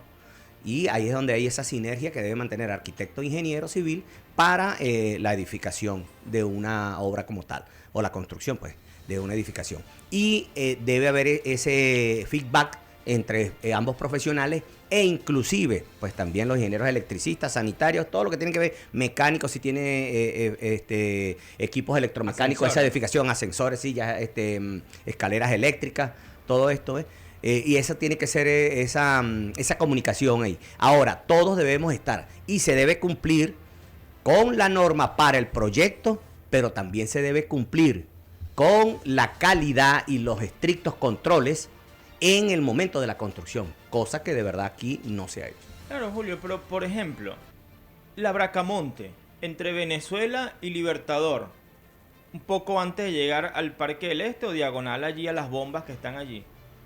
Eso en 2 años la han abierto como 4 o 5 veces para reparar un tubo. No sé si sabes, bueno, eso tuvo esa vía dañada mucho tiempo. Y en 2 años, en estos días la volvieron a abrir. Y ahí se ve el montón de tierra porque, bueno, hicieron los trabajos que iban a hacer y aún no la han asfaltado. Entonces uno dice, pasa eso con una simple tubería, y te podrás imaginar a la hora de construir un edificio con calidad sismo resistente. A veces uno ve por ahí asfaltado y eso le echan como medio centímetro de capa asfáltica. Y uno dice, bueno, pero es que en esas contratistas se supone que hay un ingeniero residente, que hay un ingeniero residente, que hay un ingeniero que inspecciona por parte del ente institución pública contratante. Y entonces uno ve que esos asfaltos lo que dan es lástima, los que ponen por ahí en la Ribereña y en la avenida Intercomunal. Nada más para hablarte del asfalto. Sí. No, te podrás imaginar de cualquier otra cantidad de obras en cuanto a los materiales de calidad y la supervisión que tiene que haber de parte y parte. Exactamente, y ese es el punto, el control, porque sale un buen proyecto, pero a campo, por ejemplo, ingenieros, las fundaciones, las columnas deben tener un concreto de resistencia a la compresión de 280 kilogramos por centímetro cuadrado y se debe utilizar acero estructural de resistencia a la flexión, su F'Y de 4.200 kilogramos por centímetro cuadrado, que es lo que reviste una estructura sismo resistente y de esto. Y que cada uno de los sunchos que llamamos nosotros, o las varillas, que van de estribos, deben colocarse a cada 10 centímetros en el primer tercio del nodo y luego a cada 15 y nuevamente en la parte de arriba una vez cuando llegue al nodo superior en la primera unión de la viga de carga con la columna. Entonces, está la persona que cubriéndome las espaldas a mí con mi diseño, el ingeniero, ¿verdad? En la obra, cumpliendo con todo esto. Porque yo puedo ser proyectista, pero si no me cumplieron con lo que yo dije en el momento de la construcción, de la edificación, y si es una construcción donde ese concreto, ¿cómo revistes tú que ese concreto es de 300 kilogramos por centímetro? Tienes que hacerle ensayo. Llegó el camión premezclado, ven acá, colócame aquí los 3 cilindros, uno para ensayarlo, a los 7 días, a los 14 días y a los 28 días. Y estos 3 cilindros son de la fundación número 1, por ponerte un ejemplo, fundación tal. ¿Ves? Entonces tú vas haciendo ese control de calidad. Y lo primero es hacerle el ensayo del cono de Abraham para ver y determinar si ese concreto está bien, está trabajable y viene en perfecto estado para hacer el vaciado del mismo. Buenos días, saludos al amigo Julio Gutiérrez. He visto que los chilenos tienen una vasta experiencia en la construcción de edificios sismo resistentes. ¿Hay en Venezuela este tipo de construcciones? Y los chilenos, y no tanto eso, y la cultura sísmica que tienen. Los chilenos, nuestros hermanos chilenos han tenido sismos de hasta 9.5 grados magnitud. O sea, ellos son los más golpeados y sí tienen pero tienen una ventaja ante nosotros. No tanto por la norma, sino por lo estricto de la aplicabilidad y de todos los niveles de gobierno que están involucrados en eso mismo. Buenos días, licenciado. Por favor, pregúntele al invitado por los tanques de agua que se ponen en las terrazas de los edificios y los tanques de agua dentro de los apartamentos. Si esto tiene o no tiene peligro alguno. Grave. Muy, muy grave. Eso coadyuva. Los edificios si no están calculados inicialmente para un tanque subterráneo y el otro que esté aéreo para complementar todo lo que es la presurización de la edificación. Si no está en el cálculo inicial, debe hacerse una valoración con un ingeniero estructural y ver si es factible o no la construcción de un tanque elevado en el edificio. Ahora, lo que sí no puede ser es que cada apartamento tenga 1 o 2 tanques de 500 o 1000 litros, que vienen siendo 500 kilos, y 1000 kilogramos, que eso es una carga muerta que está allí. Y les digo de antemano, esa es una de las cosas que también coadyuvó en La Guaira, en las OPP. Feliz día, Elisaúl, los excelentes invitados los de hoy para crear conciencia de prevención contra este tipo de eventos y desastres naturales. Efectivamente, dice esta persona, no se puede evitar su ocurrencia, pero sí se puede prevenir tener resultados tan graves como los de La Guaira, si seguimos los protocolos establecidos por los expertos como los invitados que tienes hoy. Mucha gente habló, bueno, hay que traer al Papa para que declare ciudad santa La Guaira y no se construya más nada ahí, ya el que está, etcétera, etcétera. Sin embargo, he visto iniciativas del gobierno nacional que han identificado terrenos en Catialamar, que han identificado terrenos en otras zonas de La Guaira para levantar, y poder darle viviendas a los damnificados. ¿Cómo ve? Tú como experto, ingeniero, esto de seguir construyendo en espacios como La Guaira. Claro, es como te dije inicialmente, fíjate, ya se hicieron estudios, o sea, todo el mundo sabía, y después del 99... Pero es que también se hicieron estudios para hacer los otros, Julio. No, pero o sea, o que alguien me diga que los otros edificios, las OPP que tú acabas de mencionar, no hubo alguien que hiciera también los estudios en su momento. Entonces, claro, ¿quién te certifica o verifica que esta vez los estudios sí son, hechos al pelo? Me refiero a los estudios que se hicieron en el 99, cuando hubo el deslave. ¿Y qué se determinó allí? Se determinó que la zona que habían zonas donde hay suelos rocosos, en alguna de las laderas de allí de Caraballeda y de La Guaira, que hay zonas ya más llegando hacia el mar, que son sedimentos, espesores de más de 300 metros. Y como bien dice la gente, pero bueno, y Japón, y Dubái, sí, pero por lo menos para una edificación de sociales, para la rama social, ahí no sé, porque tú construyes en La Guaira, se pueden construir inclusive en suelos con espesores de más de 300 metros, pero es que el pilote tiene que tener por lo mínimo 50 o 60 metros de profundidad. Las edificaciones tienen que ser más, como te digo, fortalecidas en cuanto a toda su estructura. ¿Y cuánto puede costar un apartamento allí? Mínimo $500,000. O sea, ¿qué parte de los habitantes de La Guaira va a pagar $500,000 por un apartamento de eso? Entonces, es costosísimo. Sí se puede construir, pero es costosísimo. Ahora, lo que tú dices, y ahí salió el caso de un ingeniero que construyó, estaba el estudio de suelo, pero no lo respetó, otros no lo respetaron. Él sí, y construyó una edificación de 4 pisos, que es lo que normalmente se establece para ese tipo de suelos cuando pasan de 200, 250 metros de profundidad de sedimentos, de espesores de sedimentos. Y entonces, él fue hasta allá y fue uno de los edificios que no colapsó. Ahora, ¿por qué los demás no cumplieron? Esa es la pregunta que nos hacemos todos. Y ahí es donde nosotros como gremio tenemos que estar latentes por la ética de nuestros agremiados, la ética profesional de quien otorga el permiso y de quien construye. Pero es que también hubo una voz que, te lo digo en lo personal, a mí me da tristeza escuchar que el ministro, el arquitecto Farruko Sesto, dijo que no habían hecho estudios de suelo porque se tenía que construir rápido las soluciones habitacionales. Eso no es una excusa, eso es una cuestión demasiado, de verdad, triste y grave lo que dijo el especialista. Fíjate que hay un video para hablar sobre también el tema de Colombia. Esto lo hizo una creadora de contenido que probablemente no tenga estudios, pero muy probablemente en materia de ingeniería, pero ayer lo vi. Esta persona hizo este video, Keiber, ahí lo tenemos, por favor. Hizo este video, ya te voy a decir la fecha que lo hizo, hablando de Cali, de Colombia. Bueno, pero ¿por qué? ¿Será que no tengo internet yo aquí? Vamos a ver. Esto es, la creadora de contenido se llama Sofía González. Lo hizo el 30 de junio, posterior a los hechos de Venezuela, pero como que advirtiendo que en Cali, Colombia, podía pasar por lo que tú hablaste del cinturón de fuego o el círculo de fuego.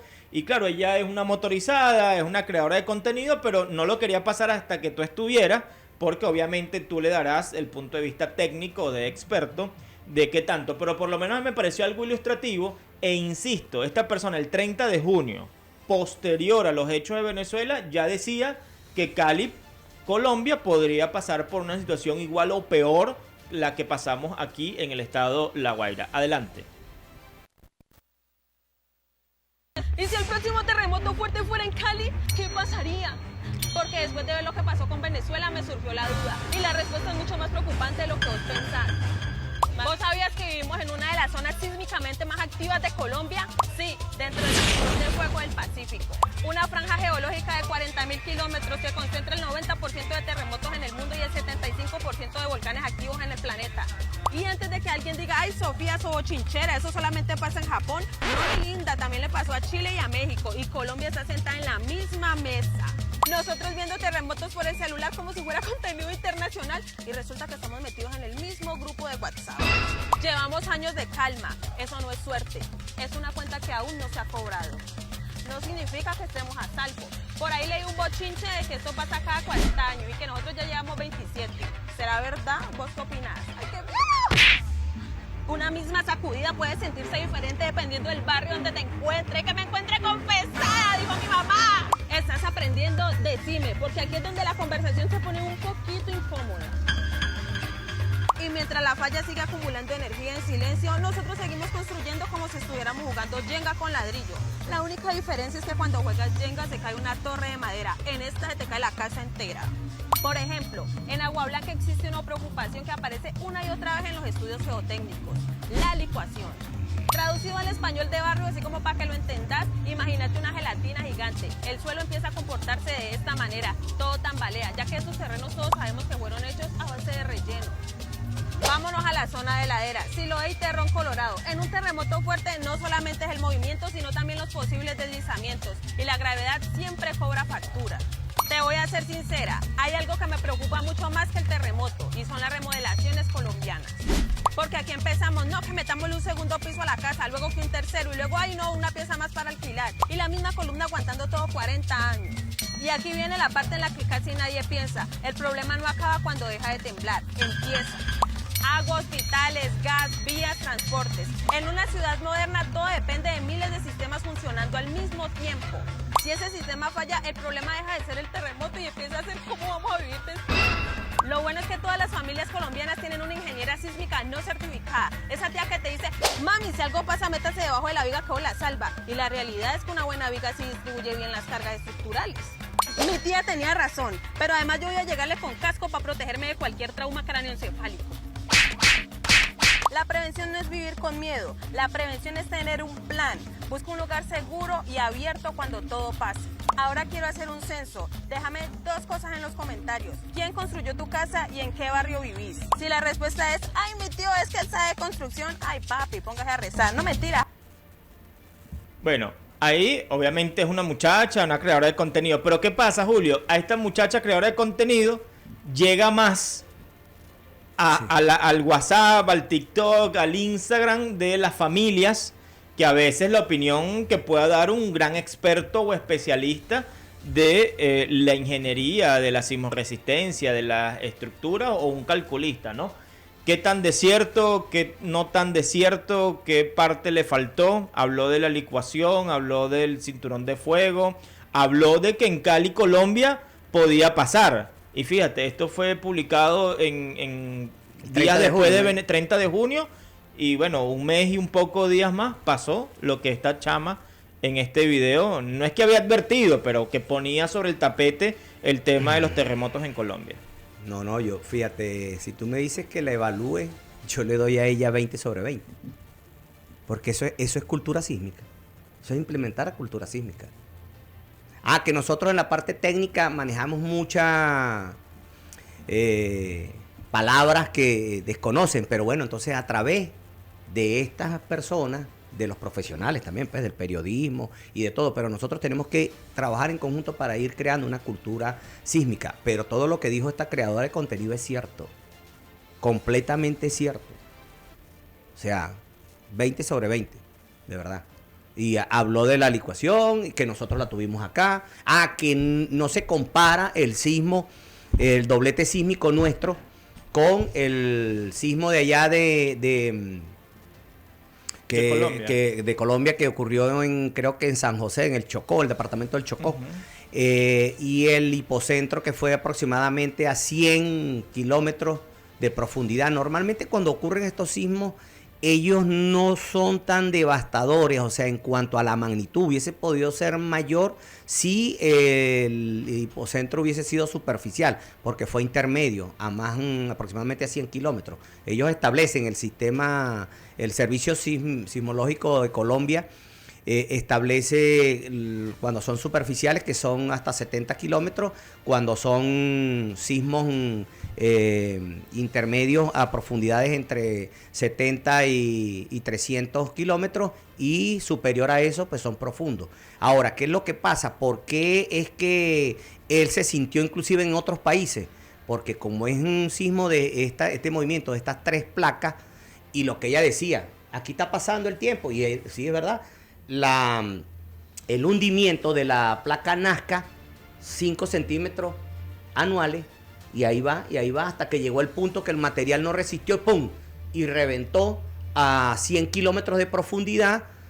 La onda sísmica, si es bien es cierto, en esos 100 kilómetros no llegó con la magnitud y la intensidad de la cual se inició en esos 100 kilómetros, pero por debajo de las placas ella corre rápidamente y no pierde fuerza.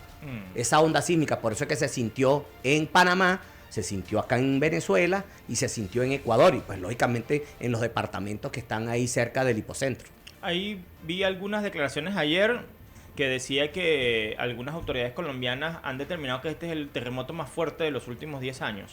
Sí. ¿Será cierto esto? Sí, sí, por grados magnitud, porque ellos se miden grados magnitud, es la magnitud, la fuerza del mismo, y después viene en escala de Mercalli, que es la intensidad. La intensidad es lo que deja, si tú no tienes, dependiendo de la vulnerabilidad, si tú no tienes la norma sismoresistente o eres estricto en el cumplimiento, es lo que lo que es devastador con pérdidas materiales y pérdidas de vida. Por ejemplo, el nuestro acá fue magnitud 7.2 y 39 segundos después 7.5 en dos sentidos. En los dos sentidos, por eso es que la norma hay que revisarla, porque nuestra norma Covenin, edificaciones sismoresistentes, la 1756-1-2019, establece en un plano cartesiano, tenemos la edificación, vamos a ver la de planta, plano cartesiano, en el eje de las Y y en el eje de las X, la dirección del sismo. Entonces, ¿qué te dice la norma? Si el sismo viene de acá, tú tienes que estar reforzado en esa dirección. Y si el sismo viene en 90 grados en la otra dirección, también tiene que estar reforzado. O sea, en ambas direcciones, las edificaciones tienen que estar reforzadas, o sea, bien estructuradas.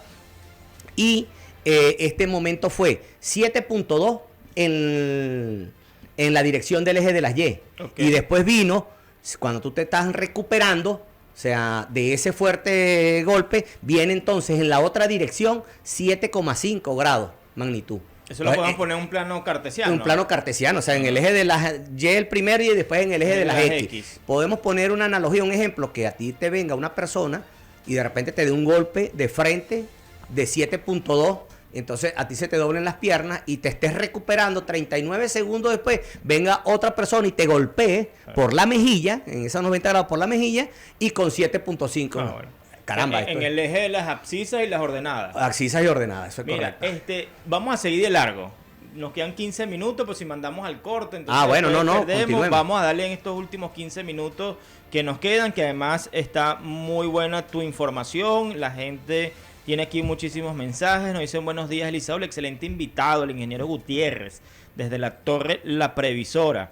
Por acá también nos dicen excelente programa como siempre, por favor si es posible preguntarle al ingeniero si las raíces de un árbol gigantesco que ya ha levantado la acera de media cuadra puede socavar las bases de un edificio construido en 1980. Gracias, lo que faltó fue a la dirección donde vive.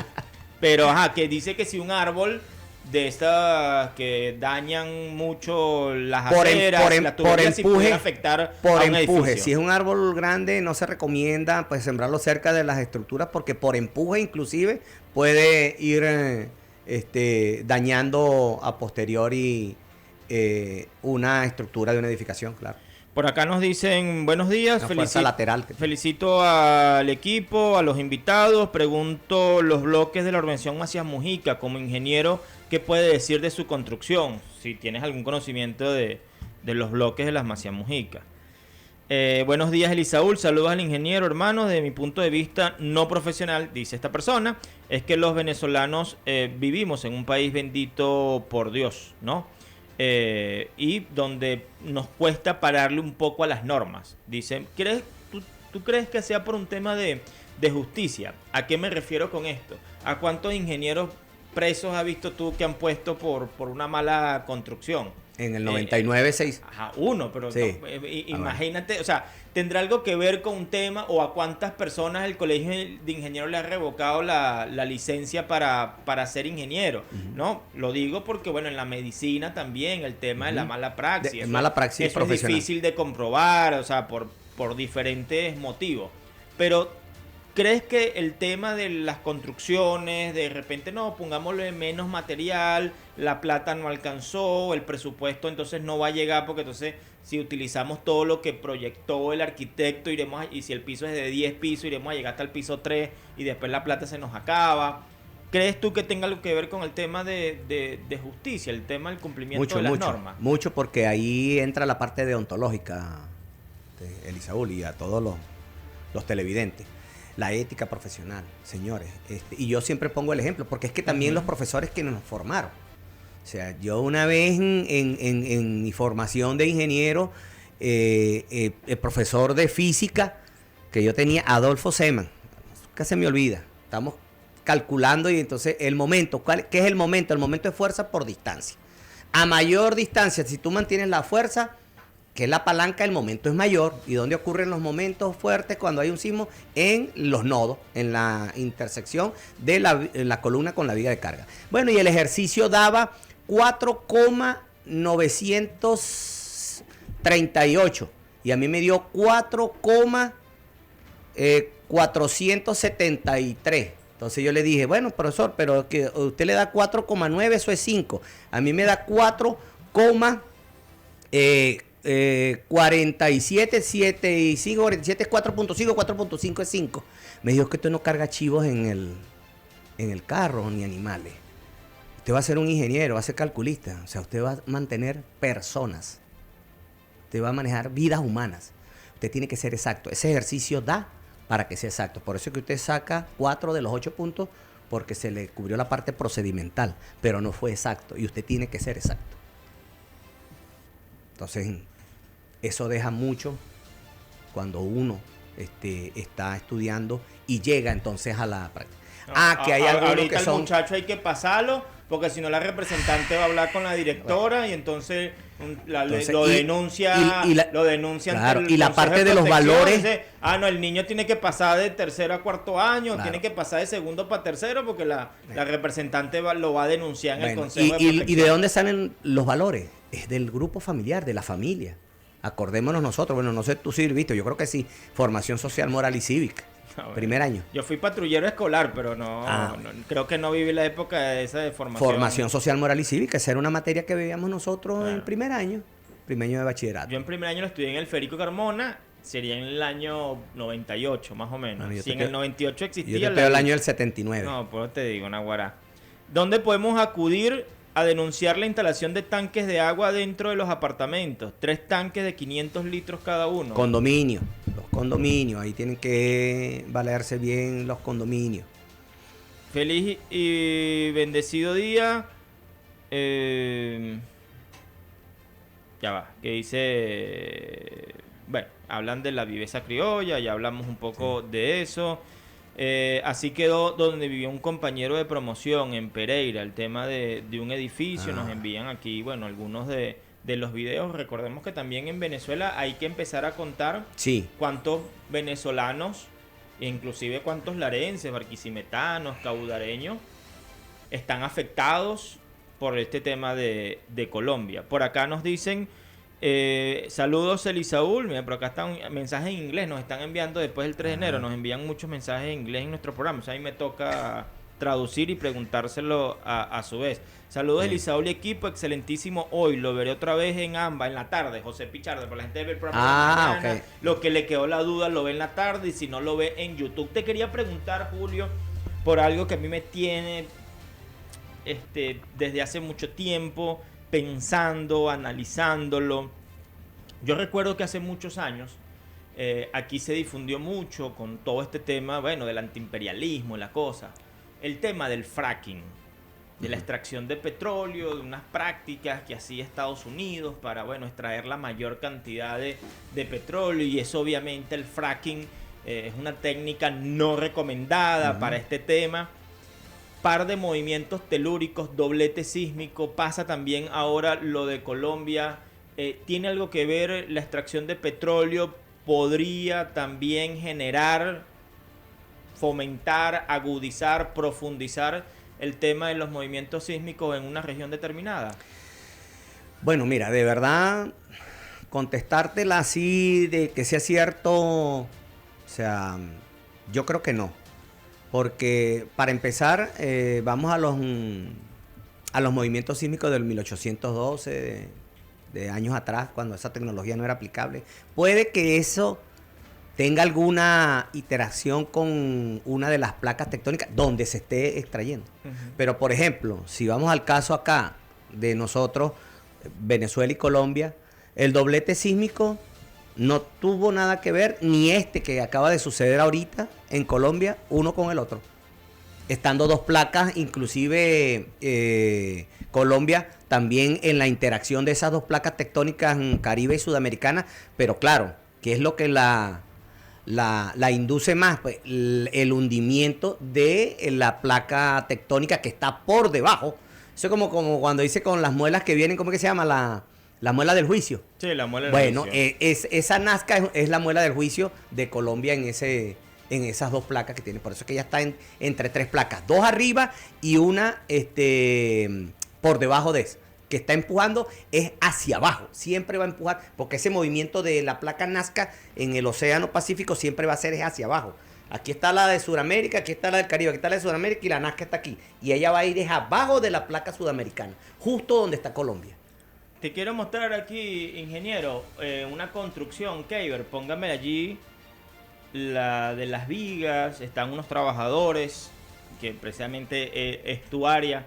Acá quizás en Venezuela no lo vimos en La Guaira, porque aquí desde cuando no se construye un edificio de gran magnitud, pero por lo menos en Colombia obviamente sí hay construcciones de edificios, casas, etcétera. Esto se vivió en una obra a una altura considerable, y miren como allí hay una persona que lleva la voz de mando, mira cómo se mueven esas vigas, pero quiero que me lo pongas desde un principio para que escuchemos también el audio como allí, yo no sé si el ingeniero, si el maestro de obra, pero se ve que, bueno, es él como el líder, o a menos un trabajador que asumió el liderazgo en un momento donde, bueno, imagínate un edificio que se está construyendo, que están todavía las vigas a flor de piel, a la vista, y sucede un terremoto como que pasó. Esto fue en Bogotá, Colombia. Adelante.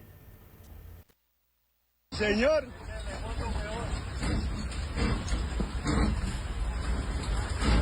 Quietos todos, quietos todos, quietos, quietos, quietos. Quietos todos, quietos todos. Dios mío. Mire, mire ese edificio, mire ese edificio. Dios mío, Señor. Dios, Padre Santo. Dios mío, Señor. Padre eterno, Padre santo, Padrecito lindo. Ayúdenos, ayúdenos, Dios mío, Dios mío. Dios mío, lindo. Dios mío.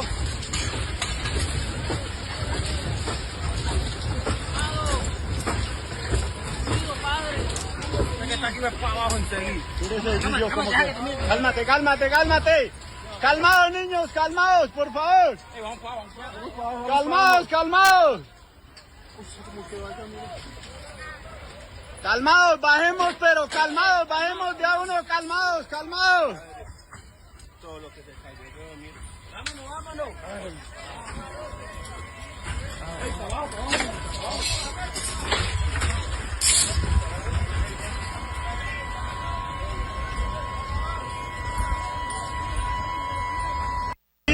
Señor. Jerónimo. Epa, hay que tener de verdad, Guáramo, bueno, y estar en ese momento. Y bueno, de verdad todo un líder, porque ¿qué es lo que hay que guardar ahí? La calma. Lo primero, es lo primero. Mira cómo se mueve, ve cómo se está moviendo, ahí se está moviendo la columna. Eso es la similitud del trabajo que tiene que hacer el acero, porque es el conjunto concreto armado. ¿Qué es concreto armado? El concreto que su característica principal es resistir a la compresión, comprimido, y el acero, su capacidad es resistir a la flexión. Por eso es que una obra de concreto armado trabaja a flexo-compresión, ambas juntas, ¿ves? Y es la característica principal para la ocurrencia del movimiento sísmico. Ahí cuando tú ves moviéndose la viga, eso hace ella cuando está ya con el concreto y que está cargada con las cargas muertas, que son que si las camas donde están los edificios, o de oficina, todo el mobiliario, la estantería, lo que está allí, más las cargas vivas, que son los seres humanos que caminamos siempre allí, y en el momento de la ocurrencia de un sismo, ella hace ese trabajo de flexión y el concreto de compresión. Por eso es que la norma establece pues el trabajo de flexo-compresión, y ahí es donde una edificación es resistente. Si vemos al fondo, mira cómo se ve, ya hay edificaciones que fallaron. Sí, correcto. ¿Ves? Ahí se ve Eso que se ve al fondo, edificaciones que fallaron. ¿Y cuáles fueron? Fueron las más antiguas. ¿Y qué es lo que pasa con la ocurrencia de un sismo cuando las edificaciones que están se mantienen? Bueno, cuando la norma se actualiza, ¿qué es lo que hay que hacer? Valorar a todas las que resistieron para ver si requieren o no un reforzamiento. Y las que no entraron, que tuvieron una falla no severa, pero que no entraron en colapso, también hacerle el reforzamiento. Y eso sí creo que fue lo que faltó allá en Colombia, y que a nosotros nos hace mucha falta acá. E inclusive nosotros estamos en mora desde la ocurrencia del sismo de Cariaco, allá que fue la falla del Pilar la que se activó. Nosotros con esa nueva norma, nosotros establecía la Covenin 1756-1 2001, que era la que estaba después del sismo 99, establecía el reforzamiento, sobre todo de edificaciones esenciales. Aquí hay muchas edificaciones en el municipio de Ibarren, y lo hablaba con el ciudadano alcalde ahorita, el lunes pasado, hace 8 días, que hubo el encuentro, que el conversatorio, donde fuimos invitados, y dimos nuestra posición técnica, y siempre de cuerpo gremial colegiado, asesores del Estado venezolano en materia de nuestra competencia, que siempre vamos a estar allí para el trabajo, y lo establecimos, pues. Sí. Entonces, allí tú tenías como una hoja, ¿no? Que querías, no sé si mostrar o más o menos simplemente... Estas son las inspecciones que han hecho desde el Colegio de Ingenieros. Las que tenemos reportadas. No sé si estamos acá. Estas son las que no... Bueno, sí, va a ser difícil. Jorge no está por ahí. Para que de repente... Porque, déjame ver si te enfoco. No, sí, o yo desde aquí ya, déjame ver si... Dale tú a ver. Esas son las que nosotros... Ahí hay 63. Puedes ir hablando de la que tú quieras. Exacto, no, ahí están, exacto. Ella tiene la relación que nosotros llevamos de la solicitud de las inspecciones posismo. Claro, están establecidas desde el 25 de junio. Ahí están todas, hay unas que se han realizado, otras que están por realizar. Y bueno, le decimos a las personas que han hecho esa solicitud que sí van a ser atendidas. Estamos nosotros esta semana ya estableciendo los grupos con cada uno de los ingenieros estructurales que van a coordinar estas cuadrillas o equipos de trabajo para ir a realizar todas las inspecciones. Y hay inspecciones para condominio. Esa que tú ves ahí que pasaste de amarillo, este es el Centro Comercial Metrópolis. Bueno, ¿ves? que hay unas juntas de dilatación. Esa junta de dilatación que se vieron ahí, allí comprometidas, ¿no? Aunque bueno, las juntas de dilataciones hacen su trabajo. No, junta de construcción. Ajá. Esa es junta de construcción. Okay. La de dilatación son las que tú ves, por ejemplo, en los flejes de un piso de granito. Y las juntas de construcción ¿por qué? Porque esa edificación no es monolítica. Ella tiene 3 áreas distintas.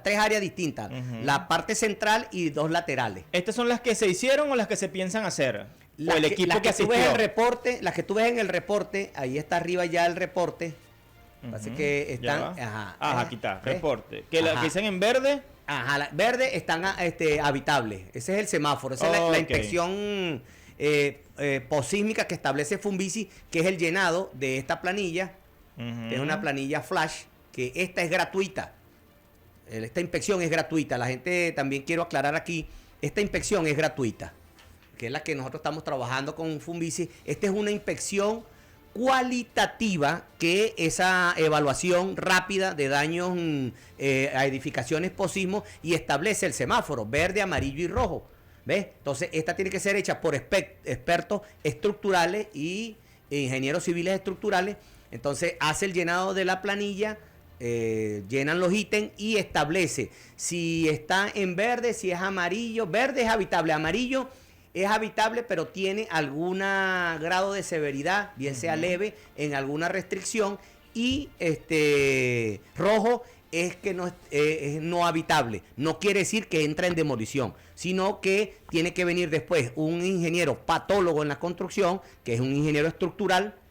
Si quieres, revisamos la del Metrópoli. Toma. Que tú le ves y tiene ahí amarillo. Que está verde y amarillo. Que está verde y amarillo. Es como hacer una autopsia, pues. Exactamente. Una medicina forense, pero una inspección. ¿Quiénes estuvimos allí? Que fue, por cierto, a solicitud del ciudadano alcalde, acudimos, pues es un centro comercial que tiene mucha asistencia de las personas, sobre todo del oeste de la ciudad. Sí. Y bueno, nosotros fuimos allá y esta inspección la hicimos los ingenieros civiles, Denis Javon, ingeniero estructural, Eduardo Cholet igualmente, y mi persona. Los tres le hicimos esta inspección y aquí ustedes ven en dos partes que sale amarillo y verde. ¿Por qué sale amarillo y verde? ¿Por qué? Porque verde es la zona completa del centro comercial, que allí lo que se vieron en el agrietamiento son las juntas de construcción que hicieron su trabajo.